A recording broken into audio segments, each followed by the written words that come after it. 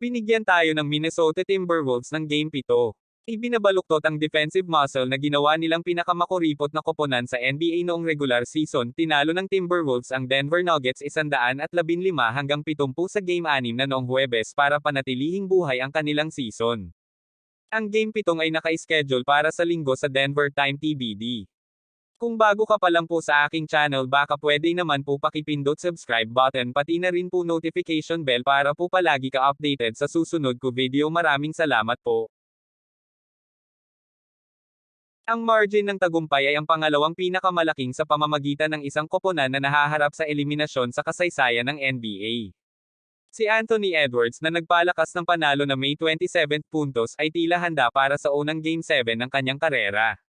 Naungusan ng Minnesota ang Nuggets ng 43 habang nasa sahig siya, isang franchise playoff record.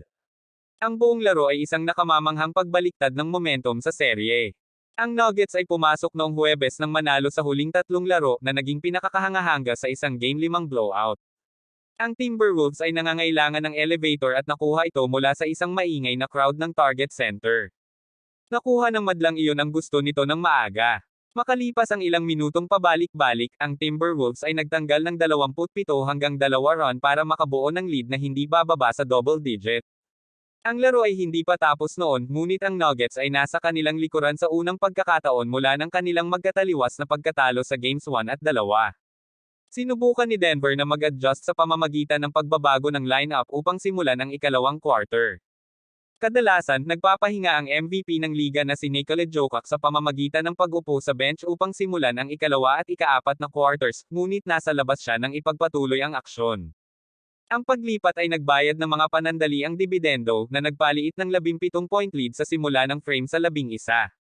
Ang Timberwolves ay tumugon sa isang 13-0 run upang mabawi ang kontrol at tinapos ang kalahati sa isang buzzer beater ni Jaden McDaniels. Hindi bumababa ang lead sa 19 points sa second half, ngunit ibang klaseng takot ang nakita ng Timberwolves sa huling bahagi ng third quarter nang bumagsak si Edwards sa isang foul. Nanatili siyang nakasubsob sa court at halos hindi gumagalaw ng higit sa 1 minuto, ngunit nanatili sa laro at tila hindi masyadong naliligaw.